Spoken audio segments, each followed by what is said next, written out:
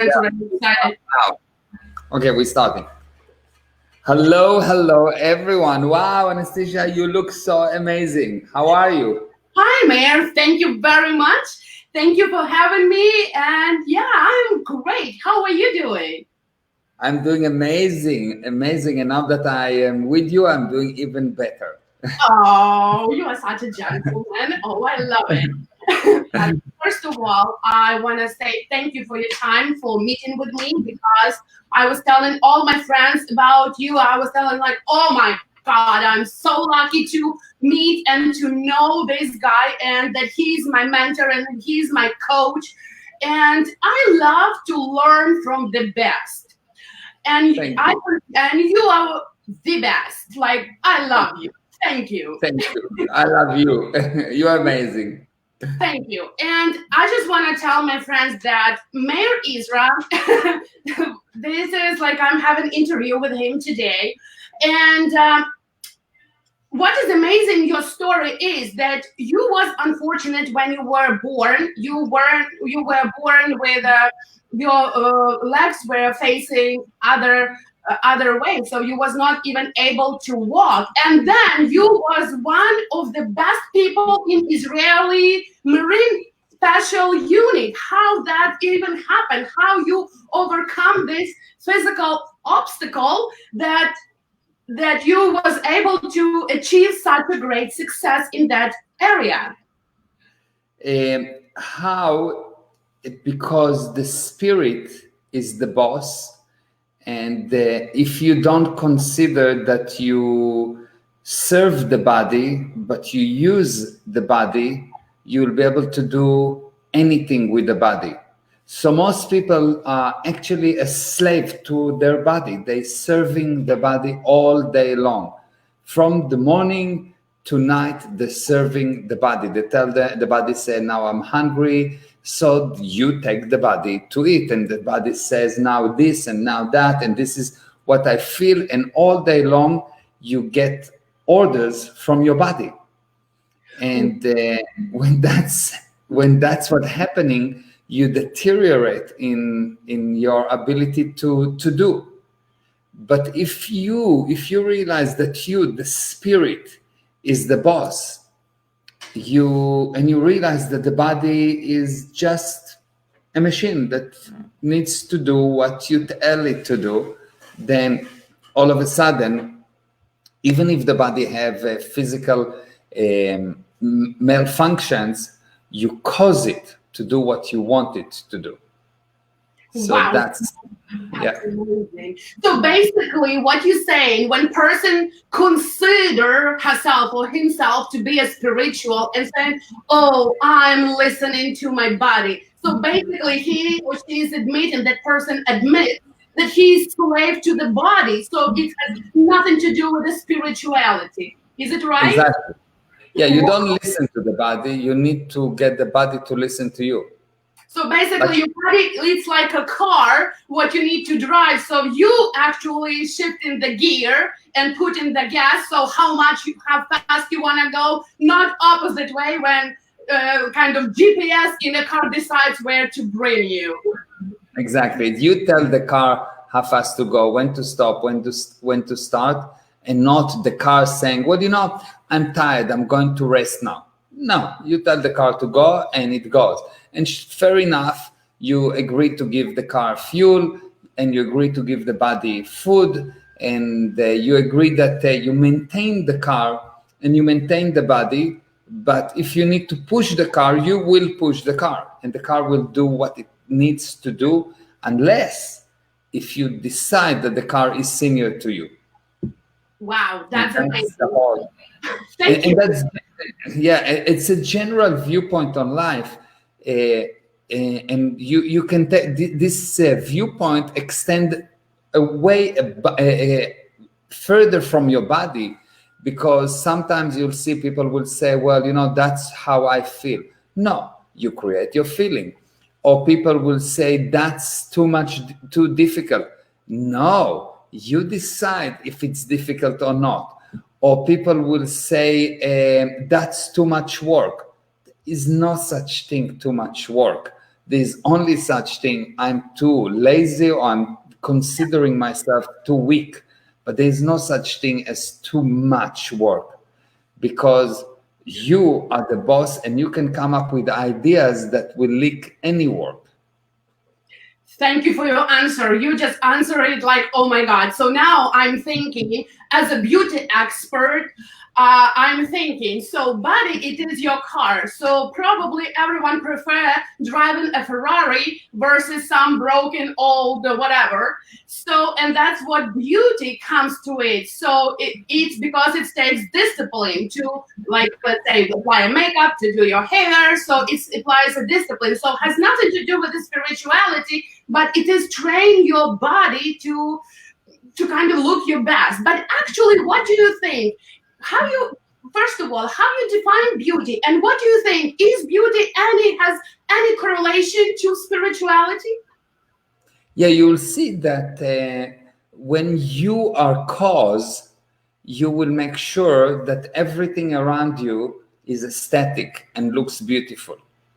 And when you are an effect, you will not make sure that things around you are beautiful. So you will see that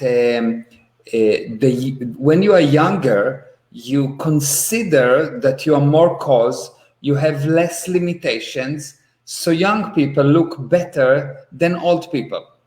And the reason is not because only of the makeup, but because of the viewpoint. You can take a young person that decided that he's an effect, and you can see that although he's only 20 years old, he looks like 100. And no amount of makeup will help him, and no amount of anything will help him. But you can see that sometimes people that are 40, 50, 60, 70 years old, they look amazing because the viewpoint is amazing. So what makes you, the way that you look, is exactly a mirror of your spiritual condition. And what does it mean, your spiritual condition? How much future do you have? How much future do you have? As much as you consider that you have. So the more you consider you have future, the better you will look. You can actually change the face of a person when he gets bad news. And because when he gets bad news, he actually, what does it mean, bad news? Someone took away from you future. Someone make you more effect, less cause. And you can see that the face of a person lighten up and looks beautiful. When a woman is pregnant, she looks beautiful because she creates future. When you get good news, you look amazing because you have future. You consider that you have future. So your spiritual condition define how you look. And when you're in a good spiritual condition, you will make sure that things around you are maintained and they look good. And in terms of the body, it will be the hair, the makeup, the this, the that. In terms of a car, it will be clean and it will smell nice and it will not have scratches and accidents, etc. So your spiritual condition define how you will look, and your possession, the condition of your possession, will actually tell the story about what's happening with you spiritually. That's why when you see someone that is poor and everything around him is breaking and dirty and unorganized and not rich in the way that they are maintained, you know that his spiritual condition is not good, regardless how much he says that he's spiritual. Yes? Wow, So, that's amazing.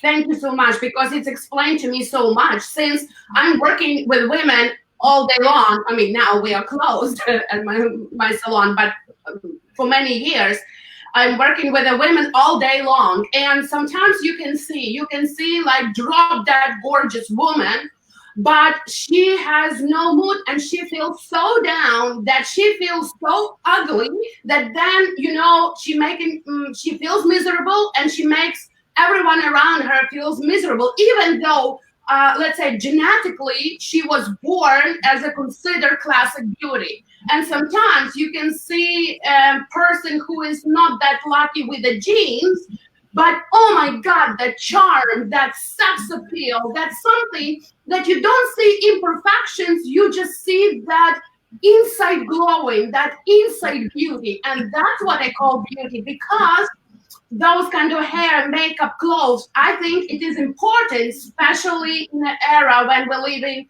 in a visual kind of world, especially now online, like, live streams, Facebook, Instagram. So it's pictures, pictures, pictures. So you want to make sure that you look good, but it's kind of additional to something what is inside, because without that inside kind of boost, nothing gonna cover, that's for sure. And that's amazing. Thank you. And actually now my next question is like, how you, let's say, especially now in quarantine, in all this, what's going on, a lot of people feeling down, and they don't have a reason to actually to do anything. They're just staying in their pajama all day long. So how they can boost their spirituality, or how they can put themselves on that track to open up towards the spiritual world? The way to recover from a bad condition is to produce, to bring results. When you produce, you will improve spiritually. So you can either be in a good spiritual condition and produce a lot, or you can produce and become in a good spiritual condition. So when you feel bad, the first thing you need to do is to produce. What do I mean to produce? The simplest thing: clean your area, organize your area. Find one thing you need to close and close it. Find some old cycle, something that you started and you didn't close, and it's not important what it is, and you do it. You actually produce. And if you will produce, you will see your feeling will improve. Once you will produce and you will improve your viewpoint from an effect to cause, because when you produce, actually what you do, you prove to yourself that you cause. Now, once you prove to yourself that you cause, you will cause. And what does it mean to cause? It means to decide that the environment is junior to you. You become senior to the environment. Once you become senior to the environment, you will see that you will bring something out of nothing. You will start to come up with ideas, and those ideas, you will be able to materialize them into the physical universe. And the better you are spiritually, the less effort you will need. So you want to know how spiritual you are? Yeah. Look, I think everyone would like to know how to measure yourself, how spiritual you are, because of course every person thinks I'm the best, what is true, but how to measure where you are actually. So you want to know how spiritual you are is you look how much effort it takes to bring an expected result. The more spiritual you are, the less effort you need. So when you are really spiritual, God think or decide, and it happens. As you deteriorate from God, you will see that you go down to it's fun to do it, and then you go down to it is okay to do it, and then you go down to it is you try to stop it so it will not happen. And you go down and you start to be the effect of what's exists, and you go down and it actually hurts you, and you go down and you don't even feel that it hurts you, and you go down and you're dead. So the level of effort is an indication of how spiritual you are, and you will see the more you produce, the less effort it requires to produce, because when you produce, you become spiritual. And when you become spiritual, you can actually control your emotions or your feelings. And before that, they control you. Wow, that's amazing. Thank you. Yeah. And Yeah, thank you. Also, I know that you made your first $100 million at the age of 31, and by now you have a business all around the world. I think you run about 24, 26 companies around Yeah. the globe. So basically, you're producing a lot, and now you still have time to chat with me and to chat with other people. So that's really that's the indication what is showing I understand now what you mean by producing. But Yeah. actually, my question is, when you was making, because I know you were born in a poor family, and it was a lot of kids. Like how I think you had what, 6 siblings? Yes, that's correct. We were seven altogether. Yeah. So and now look at you. So that is kind of what they call it, quantum leap. But my question to you is, when you was doing it, and I know you are very spiritual, how those affirmations, visualization, vision board help you? So is it like something where you was using those tools? I didn't because when you need something to tell you what to do, you basically say that you are nothing and the something is more important than you. So I don't actually use those things because for me, I make a decision, I come up with an idea, and I bring it about. Now, how I bring it about is by a simple thing. I know where I want to go, and I put it there, and I make sure that I don't go off line. So you go from point A to point B, and when you are spiritual, point A and point B are basically the same. You say and it happens. The Wow. less spiritual you are, the more physical you are. What does it mean, physical? Physical mean a departure from a straight line. Mm-hmm. Physical is not a straight line. It's not A to B. Physical, you start to go and you go a little bit left and then a little bit right and then a bit more left and a bit more right. And what you get is actually time. Wow. And time, any delay is the result of how much importance you give the environment versus you.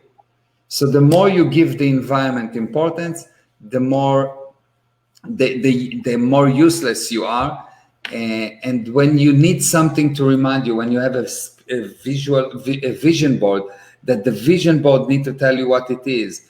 When you put something and you say, I need to see this picture, I need to see this picture to tell me what it is. You basically says, look, I'm so useless that I need a picture to handle me. No, Wow. you don't need a picture. I Yes. never thought from that point of view. It's making a lot of sense because intuitively I kind of felt that it's useless too, but a lot of people using it. And when you hear all over again, you kind of start doubting if you know right, or maybe you don't understand something. So how you would know how to listen to yourself? And now I know to listen to your spirit, not to your body, when you're right or when you're wrong. Yeah. If you're cause, anything that makes you cause is right. And anything that suggests that you're an effect, it's a lie. Because the truth is that you are the boss. You are the god of your own universe. You decide, and so the physical universe react. And when the physical universe decide and you react, you become a puppy. And a Wow. puppy is not really able. Yes? Wow, that's amazing. How much time do we have? Because, oh my God, I'm enjoying this so much.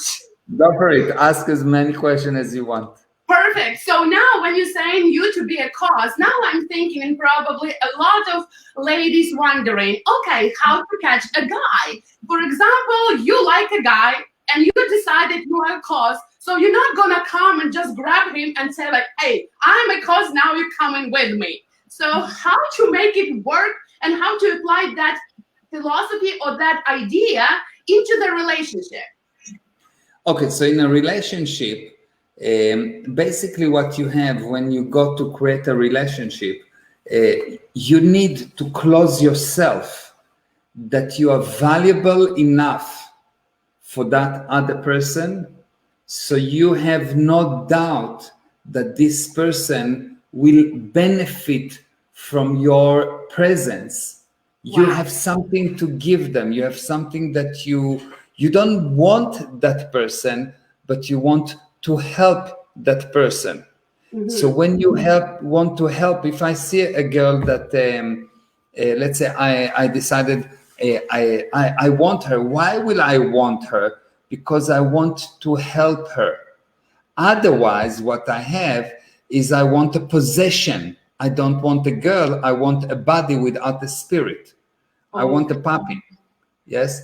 But if you really want a relationship, what you want is you want to see a person and you decide for yourself, you close yourself and you decide, I can help that girl so much that I want to be in contact with her. I want to establish communication with her because I can help her. And because you decided that you are so valuable, when you go to her, she will basically have no choice from your viewpoint. Although from her viewpoint, she will have 100% choice.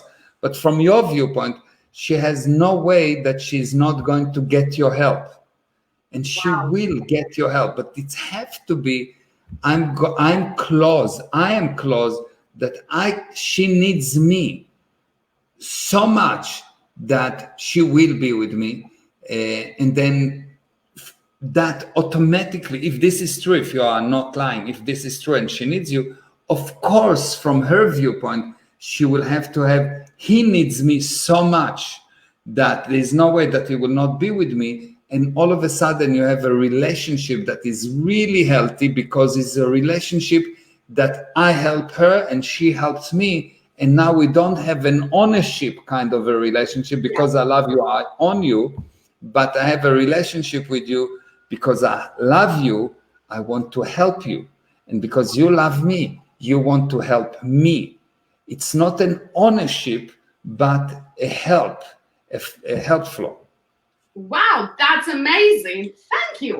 And also, I know that you having this webinar. What it's gonna be already second or third one? What is coming on Second. coming second coming Sunday at 3 o'clock? Because I was on the first one, even though I joined it, it called yoga.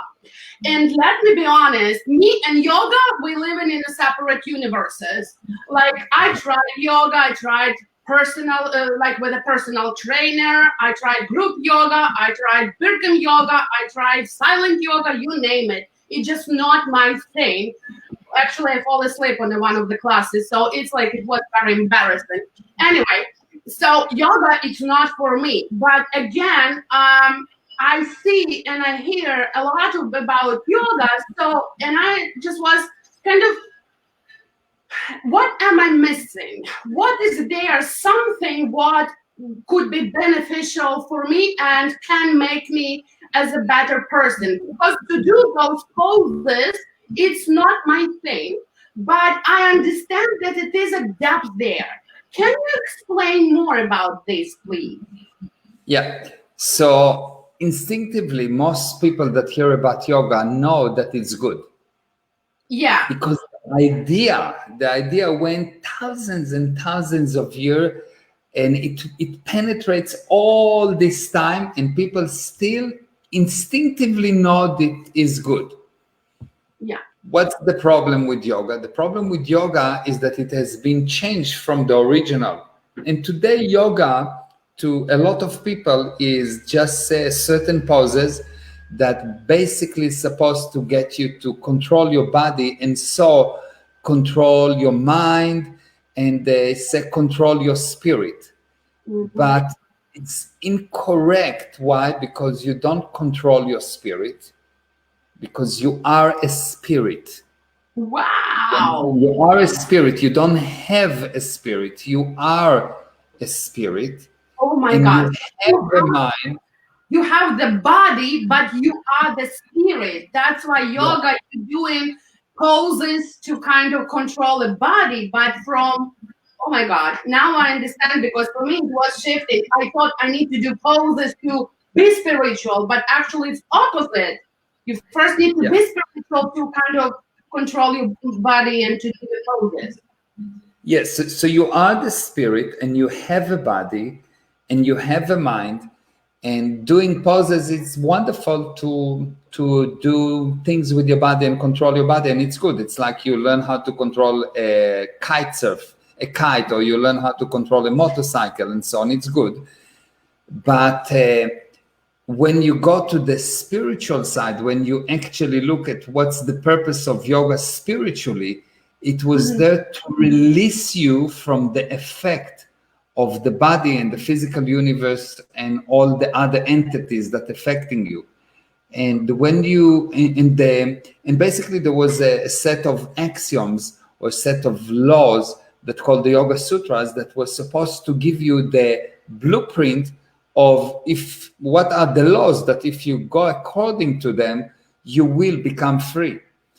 And when you look at those sutras, when you look at those laws, you will see that no one understands them, not because everyone is stupid, but because what's written there has been subverted, has been changed and changed and changed. And it is basically a bunch of opinions that are really far from truth. And the question is, how do you find the truth? How do you find the truth about it? Who makes me or you or someone to say what is the truth? Because right now there is someone that said, this is what it means. And everyone said, well, if he says, then probably is.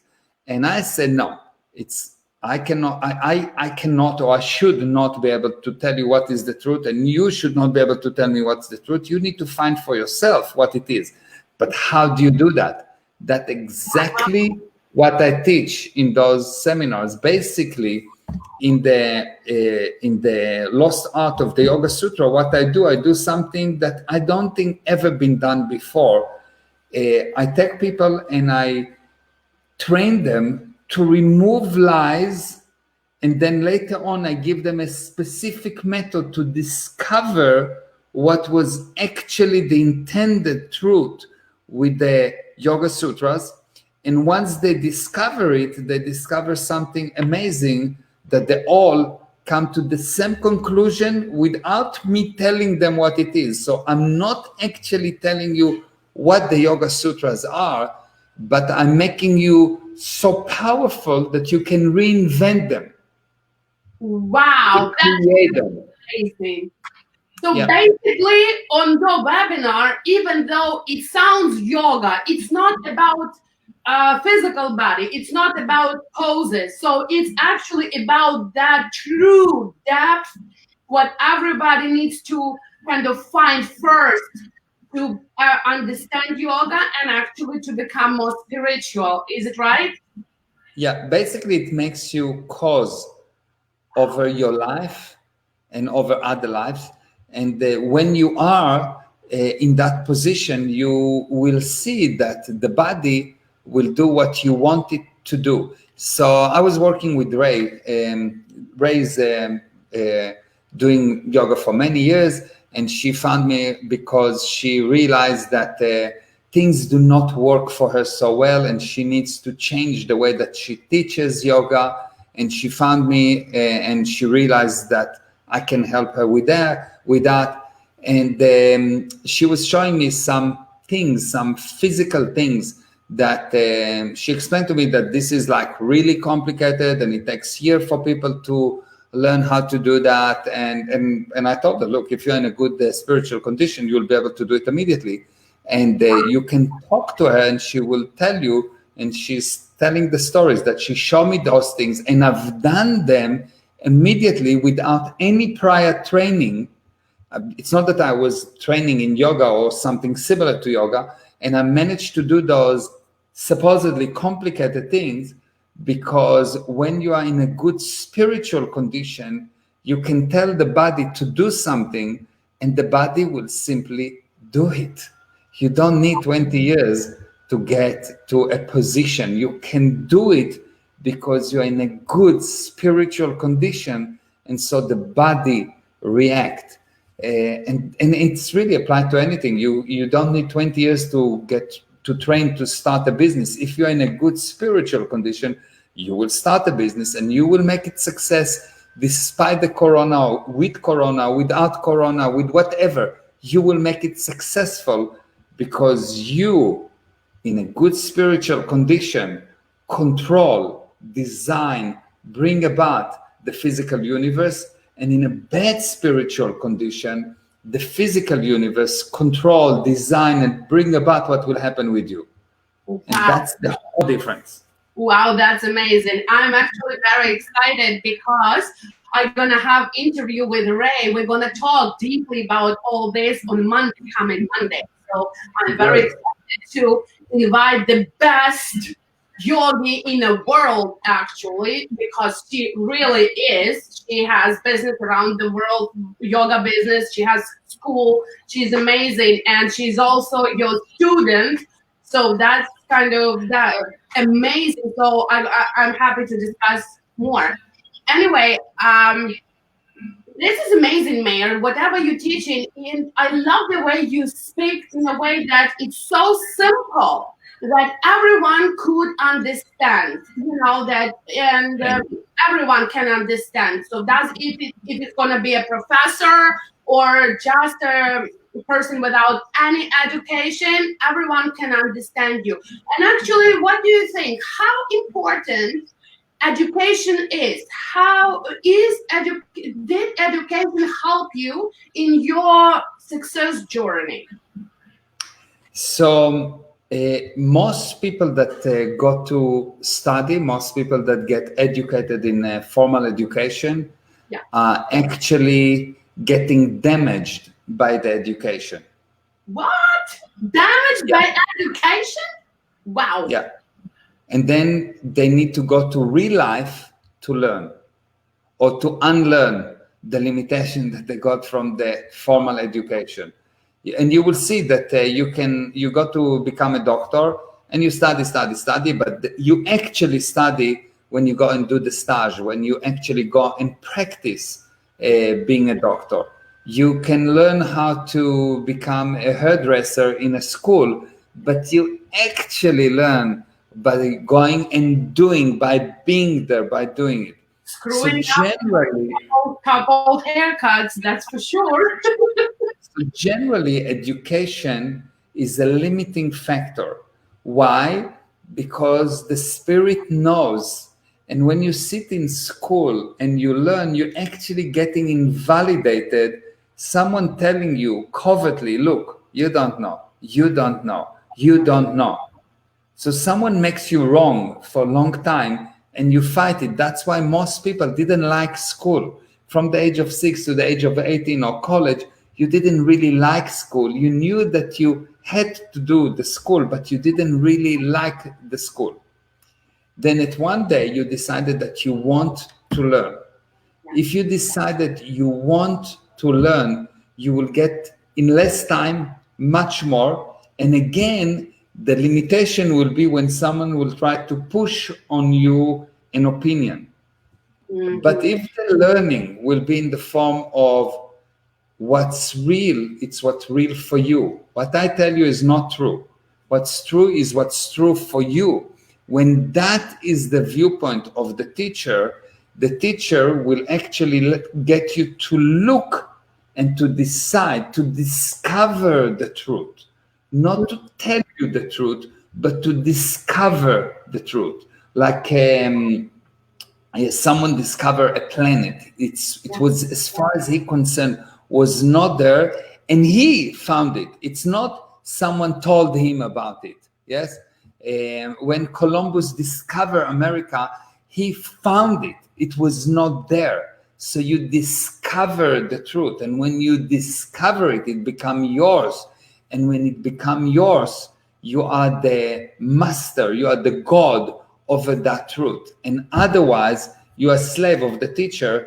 And you will see that most people that learn from a teacher, they're always falling below the teacher because they cannot create on the truth that they got. So what they will go and they will say, well, you know, Einstein said, and Johnny said, and this is said, and they're just saying what other people say. And really, they are parrots. The one that invents something, the one that creates new truth for other people to follow, is the people that uses their education to discover what is true. The actual definition of the word clever is the ability to recognize truth. When you can recognize truth and then so make it your own, you become a genius. And a genius is someone that creates new truth for other people to follow. So the purpose of education is to make geniuses. What does it mean? It means the purpose of education is to get you to a point where you can create new truth for other people to follow. And before you can do that, you are only a parrot. Only a parrot.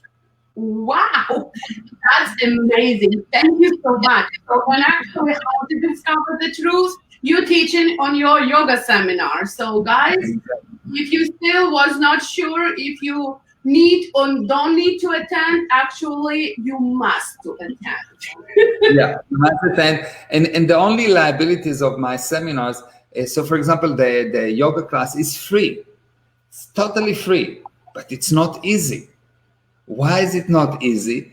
Because what I will ask you to do is to discover by your own. And you usually used to come to a seminar where someone tell you something and you accept it or not. Here, what I'm telling you is, look, I'm going to give you a tool to discover the truth. So what I will tell you is not what you want to hear, but what you need to hear in order to actually, basically how I describe what I'm doing. I'm shaking the furnitures in your head. And when I shake them enough, you start to move them. They're starting to move, and you make space for other furnitures. And some of the furnitures you throw, and you create new furnitures. But I don't just get you to sit there and listen. My webinars are interactive. You're talking with me through the webinar. The whole webinar we communicate. And those people that do not communicate don't get anything. They complain maybe, they whatever, but they don't get anything. In order for you to get something, you need to be involved. You need to discover for yourself the truth. All I'm doing is I'm telling you, hey, there is a map. Can you see it? And you say, no, I don't see it. And I said, there is a map. Can you see it? And you say, no, I don't see it. And I tell you, have a look again and have a look again and have a look again. And all of a sudden you say, whoa, I'll be damned. There is a map. And once you will realize, whoa, there is a map, you will be like, wow. And all of a sudden, the next thing I will tell you, and you know what? You creating this map. There is no map. You creating the map. And once you realize that the map that you thought that is there is actually a map you creating, you can go to anywhere you want. You're absolutely right, and that is so true, because from my personal experience, I know about you, I heard about you about maybe 2-3 years ago, and I tried to listen to your webinars or to your whatever you have free on YouTube. By the way, Meir has a wonderful YouTube channel, so you're welcome to check it out for those free stuff. And when I was listening, I was like, what he's talking about? It's making no sense. And it just, I was not ready. I was kind of here and there. I was checking you out, but it didn't work. And then over a sudden, like boom, and just, oh my God, it's making so much sense. And now I cannot get enough of you. Yeah. So, and question, you're very welcome. Thank you actually for teaching me and teaching other people. And I know that your personal coach session per hour costs a couple $1,000. Yeah. And you're doing this webinar for free. Why? Why? Because I'm getting people to see that there is something there for them to learn. And once you will realize what it is there for you to learn, you will improve. And then the next level will be that I will sell you a more professional data, and that will be a course that will be 300 hours course that will be divided to 3 segments. And yes, you will pay for that, but you will not just pay because I'm asking you to pay, because you will want it because you will understand that your future depends on how much you will discover. And to discover what you need to discover, you need me or someone like me that will guide you through that. And I currently don't know about anyone that actually can get you to recall data like I'm doing, or even have that viewpoint that this is the only way to teach.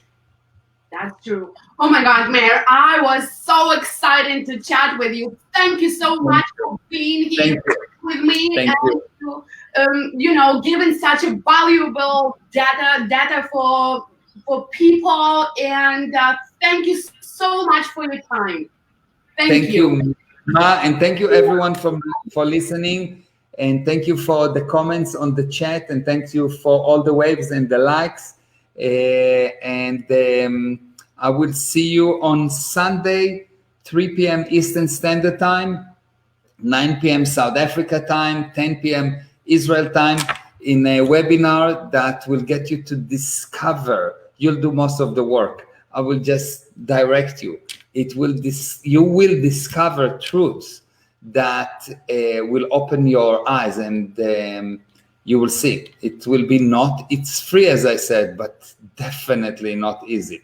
Okay, thank you very much. Bye-bye. Bye-bye. Bye-bye.